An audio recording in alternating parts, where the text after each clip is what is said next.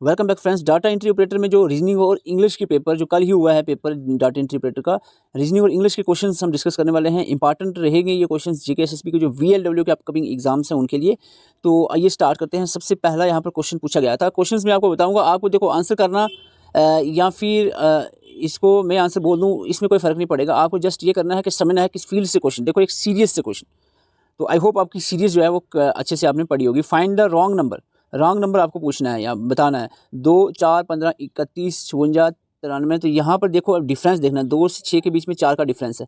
6 से 15 के बीच में 9 का डिफरेंस है। 15 से 31 के बीच में 16 का डिफरेंस है। तो यहाँ पर मेरे ख्याल से 2 का स्केयर 4, 3 का स्केयर 9, 4 का स्केयर 16। इसी तरह से चलते जाओ तो यहाँ पर आपका डिफरेंस आ जाएगा 25 का। तो 5 का स्केयर 25, 6 का स्केयर 36 आता है। यहाँ पर 36 का डिफरेंस नहीं बन रहा है। तो यहाँ पर 93 रॉन्ग टर्म रहेगा।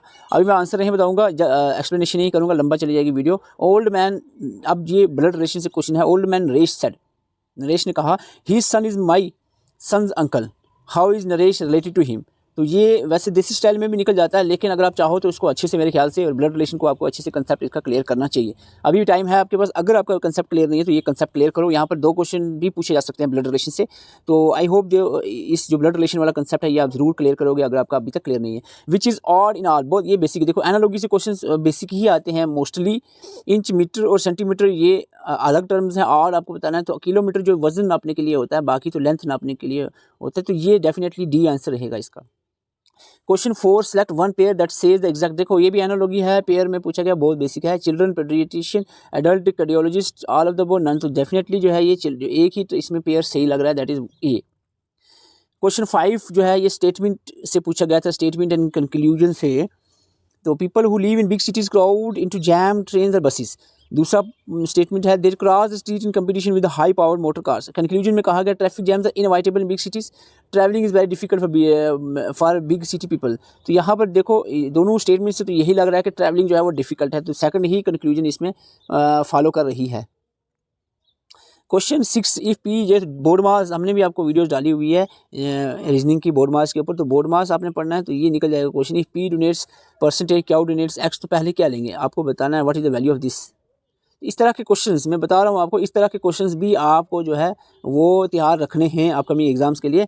सर्पेंटोलॉजी एनालॉजी से है। सर्पेंटोलॉजी स्नेक्स। तो पेलियोंटोलॉजी जो है डेफिनेटली आपको पता होना चाहिए। पेलियोंटोलॉजी द स्टडी ऑफ फॉसिल्स। तो ये फॉसिल्स की स्टडी को कहते हैं, थोड़ा साइंस रिलेटेड है। इफ़ टुडे इज़ मंडे, एक बार फिर से बता दूं, डेज पे जो प्रॉब्लम्स हैं, डेज पे प्रॉब्लम बहुत सिंपल सी, आप कोशिश करो तो क्या नहीं होता पॉसिबल। यूट्यूब पे सर्च मारो, आपको ट्रिक्स भी मिल जाएंगी इस पे कि डेज कैसे फाइंड आउट करते हैं। जैसे आज मंडे है तो 61 दिन पहले क्या था, तो ये आपको फाइंड आउट करना है। डेज का कंसेप्ट भी क्लियर करना है, जो मैंने आपको बताया अभी तक कंसेप्ट डेज का आ गया। एनालॉजी को तो छोड़ो, ये जो कंसेप्ट है बोर्ड मास का, इसके अलावा स्टेटमेंट कंक्लूजन तो डेफिनेटली 2-3 क्वेश्चन पूछे जाते हैं, ये क्लियर रखना है आपने। और जो मैंने आपको कहा था वो था आपका blood relation and serious blood relation आपका क्लियर होना चाहिए। उसके साथ साथ स्टेटमेंट कंक्लूजन और डेज का कंसेप्ट भी होना चाहिए। और डायरेक्शन से क्वेश्चन ना आए ऐसा तो हो नहीं सकता। यहाँ पर थोड़ी सी टफ, उतना नहीं है, थोड़ा टफ। इसमें +2, एम में +2, एम में, एम के बाद NOP, यहाँ पर 2 + 2 फिर +1, ऐसे +2 +1 +2 करके आपका आंसर निकल जाएगा। सिस्टर जब आप करोगे +2 +1 +2 +1, तो इस तरह से आंसर निकल जाएगा। तो ये सीरीज जो कोडिंग और डिकोडिंग होती है, इतना टफ कंसेप्ट नहीं है, आप आसानी से इसको समझ सकते हो। और जहाँ तक बात करें कुछ क्वेश्चन जो है आपको ग्राफिकल पूछे गए थे, तो ये इजीली फाइंड हो जाते हैं, थोड़ा सा दिमाग लगाना होता है। देखो इस क्वेश्चन फिगर को समझना है। पहली डायग्राम में आपको सीधा दिया हुआ है, यानी इस तरह से प्लस शेप में दिया हुआ है। दूसरे में थोड़ा सा घुमा लिया उसको, और दूसरे में क्या है, हलो है, और पहले में फिल हुआ है, कलर है। दूसरे में कलर थोड़ा उसमें नहीं है, स्पेस है बीच में, ठीक है। तो इसका मतलब है जो ये नेक्स्ट फिगर आएगी इसमें स्पेस वाला आएगा, ये तो ये हो नहीं सकता, ठीक है। 1 और 4 नहीं हो सकता, ये हो सकता। आप पहले में सीधा था, दूसरे में टर्न हो गया, तो इसमें भी टर्न ही होगा, तो आंसर थर्ड रहेगा। तो ये बेसिक होते हैं क्वेश्चंस। देखो इसमें आप देखते हो ये भी बहुत बेसिक क्वेश्चन पूछा गया है। पहले अगर ये इससे मैच करता है तो इससे कौन सा करेगा मैच, 3 1 2 से मैच करता है, 3 से क्या करेगा। पहले देखो पहली डायग्राम सी बराबर आ रही, जैसे थी वैसी शेप आगे भी है सेकंड में, लेकिन सेकंड में फिल हुआ है। इसी तरह थर्ड में सिंपल है तो फोर्थ में फिल होगा, डायग्राम सेम है, यानी ये तो हो नहीं सकता, ए तो डी हो नहीं सकता, बी सी में से है, और ये बी सी में से फिल वही जैसा पहले में फिल जैसा था वैसे ही फिल होना चाहिए, ठीक है। नहीं एक सेकंड रुकना, ठीक है। शेप के हिसाब से इसको बताना है, शेप के हिसाब से। तो शेप के हिसाब से ये नहीं, इसे कंफ्यूज नहीं होना बिल्कुल भी, ठीक है। बी आंसर रहेगा, डेफिनेटली बी आंसर रहेगा, बहुत बेसिक है। 3 इसके बाद क्वेश्चन आता है कि 3 position different 3 different positions of the same dice are shown, which number dice पे क्वेश्चन पूछे जा सकते हैं, face opposite the face showing. तो आपको बता सकते हो कि 4 के अपोजिट में क्या होगा। 4 ये आपको नजर आ रहा है, 4 के अपोजिट में क्या होगा। तो आपको थोड़ा सा इसको समझना है डायग्राम को। जैसे 1 इधर 2 है, इधर इसके पीछे 3 होगा, उसके पीछे 4, तो 4 के इस साइड में क्या होगा 2। मेरे ख्याल से 2 ही इसका आंसर बनता है। थोड़ा सा आप इसको देख लें। तो ये how many squares are there in the figure. अगर उम्मीद करते हैं आपने स्केयर का कंसेप्ट भी समझा होगा, क्योंकि I am not the teacher of mathematics and reasonings, but थोड़ा सा आपके I am general teacher. General मैंने कंप्यूटर और जनरल अवेयरनेस और इंग्लिश भी आपको पढ़ाया हुआ है, और उसकी वीडियोस आपको मिल चुकी होंगी, नोट्स भी आपको प्रोवाइड किए हैं, बिल्कुल एग्जाम ओरिएंटेड। लेकिन मेरा फर्ज बनता है कि आपको ओवरऑल चीज़ें बताई जाए। रीजनिंग का भी थोड़ा बहुत आइडिया आपको मैंने दिया है, आप वीडियोस देख सकते हैं। अदरवाइज ये कंसेप्ट भी आप थोड़ा सा इसको देखें, किस तरह से स्केयर्स को, इसमें भी ट्रिक लगेगी। आप फाइंड आउट करें कि किस तरह से किसी भी डायग्राम के स्केयर्स को निकालना हो तो क्या ट्रिक रहेगी। तो इस तरह का एक क्वेश्चन है। क्वेश्चन क्या है मैं आपको बता दूं, सॉरी। क्वेश्चन यहाँ पर है दिया हुआ, which one of the following figure represent the relationship science physics sorry science physics और इकोनॉमी में रिलेशन। कौन सी डायग्राम सही। वैन डायग्राम आपने समझी हो तो स्टेटमेंट कंक्लूजन भी हो जाएगा सॉल्व आपका, और इस तरह के क्वेश्चंस भी आप आसानी से निकाल पाओगे। देखो साइंस और फिजिक्स, यानी साइंस के अंदर ही आएगा फिजिक्स, क्योंकि फिजिक्स साइंस की ब्रांच है। इकोनॉमी अलग आएगा, तो उसका मतलब है ये डायग्राम में कुछ इस तरह की डायग्राम, जैसे कि ये डी में है, ये फॉलो करेगी। राइट आंसर रहेगा। तो ये रीजनिंग के क्वेश्चंस थे, आपको मैं बता दूं। यहाँ पर अब हम बात करने वाला है इंग्लिश के क्वेश्चंस किस तरह के पूछे गए हैं। क्वेश्चंस डिस्कस करने से पहले आपको एक चीज़ बता देता हूँ मैं, वो ये कि अब आपके लिए प्रैक्टिस करना बिल्कुल हमने आसान कर दिया है। एग्ज़ाम ओरिएंटेड सभी जितने भी एग्ज़ाम्स होते हैं सबको मैं एनालिसिस उसकी करता हूँ। उसी बेस पे जो है आपके मॉक टेस्ट सेलेक्ट किए जाते हैं, और मैं खुद बनाता हूँ। जैसे कोई भी अदर यूट्यूब जो है चैनल वाले हैं वो खुद नहीं बनाते हैं, किसी भी ऐसे ही किसी भी को दे देते हैं मॉक टेस्ट बनाने के लिए। तो हम खुद आपके लिए मॉक टेस्ट तैयार करते हैं। तो यहाँ पर आपके 6 फुल लेंथ मॉक टेस्ट, ऐसा नहीं आप 100-200 मॉक टेस्ट अटैम्प्ट करते रहो, वो इतना टाइम नहीं लगाना होता है। जितने ज़रूरत होते हैं मैंने उतने डाले। 6 आप मॉक टेस्ट अटैम्प्ट कर देते हो तो आपके लिए काफ़ी है। और सेक्शनल बहुत ज़रूरी है। 40 मैंने 40 सेक्शनल मॉक टेस्ट आपको प्रोवाइड किए हैं, तो ये आप जो है ज़रूर अटैम्प्ट करें। इससे आपको प्रैक्टिस करना बहुत ज़रूरी होता है, तभी आपको क्वेश्चंस जो है सॉल्व हो जाते हैं और कॉन्फिडेंस आपको आता है, और आपको प्रिपरेशन कैसी चल रही है उसकी एनालिसिस होती है। तो मैं यहाँ पर बता देता हूँ, आपको करना ये है कि डिस्क्रिप्शन में और कमेंट बॉक्स में भी आपको लिंक मिलेगा मॉक टेस्ट का। तो वहाँ पर जाकर जस्ट 99 रुपीज़ में ये सारे मॉक टेस्ट, जिसमें 1000 प्लस MCQs आपको यहाँ पर 2000 तक MCQs आपके इसमें हैं। 6 फुल लेंथ और 40 सेक्शनल मॉक टेस्ट जो आपको इसमें एग्जाम ओरिएंटेड प्रोवाइड किए जाएंगे। ज़रूर आप प्रैक्टिस करें, और एग्ज़ाम आपके जल्द ही हो जाएंगे। बिल्कुल टेंशन मत लें कि एग्ज़ाम और ज़्यादा डिले होंगे। अभी कुछ इंग्लिश के क्वेश्चन जो पूछे गए थे आपके सामने ये हैं। Fill in the blank using the meaningful phrase.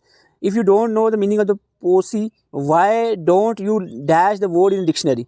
तो व्हाई डोंट, आप क्यों नहीं देखते हो word in the dictionary. Look at, look into, look for, look up. क्या आएगा इसका आंसर, जल्दी से बताएं, जल्दी से कमेंट करें जल्दी से। ओके, आई होप आपको आंसर इसका पता चल गया होगा। तो यहाँ पर क्वेश्चन 2 ये दिया गया है, given below are 4 jumble sentence. Jumble sentence मैंने पहले कहा था आपको आंसर क्वेश्चन पूछा जाएगा, आपको अरेंज करने हैं क्या इसमें करेक्ट सीक्वेंस हो सकती है जंबल सेंटेंस की। तो इसको आपने जल्दी से बताना है क्या सीक्वेंस इसकी करेक्ट रह सकती है। वीडियो पॉज करके इसको सॉल्व करें क्वेश्चन, और इस तरह के क्वेश्चन आप जरूर प्रैक्टिस करें। क्वेश्चन एक और पूछा गया था, choose the correct active passive. Active passive मैंने कहा था, एक्टिव पैसिव से आपको 2 क्वेश्चन पूछे जाएंगे। मैंने आपको पहले ही बताया था, पीछे आज से 8-10 दिन पहले आपको बताया था कि the news has been brought to us by him. तो इसका क्या आएगा राइट आंसर, एक्टिव पैसिव इसका बताना है आपको। तो यहाँ पर आपको बताना है, ये पैसिव दिया हुआ आई थिंक पहले ही, एक्टिव निकालना है। पैसिव सेंटेंस दिया हुआ है, एक्टिव सेंटेंस निकालना है आपको। तो एक्टिव पैसिव भी प्रैक्टिस करें। इस तरह के क्वेश्चंस आपको बता रहा हूँ कि ये देखो एक और क्वेश्चन पूछा गया है जंबल सेंटेंस में से, तो ये भी आप वीडियो पास करके सॉल्व कर सकते हो। और जंबल सेंटेंस के कंसेप्ट आप क्लियर करें, थोड़ा सा प्रैक्टिस करें इस पर। MCQs गूगल पर जाकर सर्च करें MCQs और जंबल सेंटेंस, तो MCQs और ऐसे अरेंजमेंट ऑफ पैराग्राफ, इस तरह के क्वेश्चन आप रीअरेंजमेंट पे आप क्वेश्चंस देखें और प्रैक्टिस करें ज़्यादा से ज़्यादा। तो आगे बढ़ते हैं। क्वेश्चन हमारा नेक्स्ट है, select the most appropriate antonym of the given word. Antonym synonym मेरे ख्याल से स्किप ही कर दो, क्योंकि आप 1000 भी पढ़ोगे और ऐसा पूछा जाएगा जो उन 1000 में भी नहीं आपको दिखेगा। ओडेशियस जो है ये आप एक आध क्वेश्चन चलो स्किप ही रखें, इसको मान के रखें कि इससे ये नहीं पढ़ना है।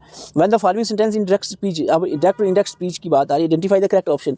The colonel said get ready for our departure. तो यहाँ पर आपने इसको कन्वर्ट करना है, ये आपको दिया हुआ है डायरेक्ट इनडायरेक्ट में आपको कन्वर्ट करना है। इनडायरेक्ट इसका बनाना है। देखो मैंने कहा था एक्टिव पैसिव नरेशन, इस तरह के जो कंसेप्ट है आपको क्लियर होने चाहिए। तो एक फिर यहाँ पर क्वेश्चन पूछा गया, 2 क्वेश्चन आपको यहाँ पर नरेशन से पूछे गए हैं। Moti asked Gangu whether the letter was in his senses. तो यहाँ पर आपको दूसरा क्वेश्चन पूछा गया नरेशन से, तो होपफुली नरेशन आपको अभी तक क्लियर होगा। He was in a brown study and did not seem to catch my point. Find the correct phrase for the bold and italicized word. तो यहाँ पर जो बोल्ड वर्ड किया इटैलिक में दिया गया है, तो इसमें आपने इसका जो फ्रेज़ है इसका मीनिंग आपने बताना है, करेक्ट फ्रेज़ क्या रहेगा इसका। तो इसका ब्राउन स्टडी तो क्या रहेगा इसका, आप बताएं जल्दी से। Question 9, find the error in the part of speech.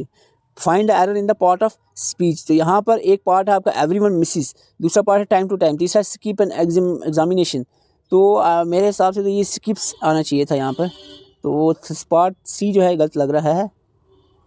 तो यहाँ पर ये जो क्वेश्चंस थे इंग्लिश के भी हमने देख लिए, इंग्लिश और रीजनिंग के क्वेश्चंस हमने देखे हैं।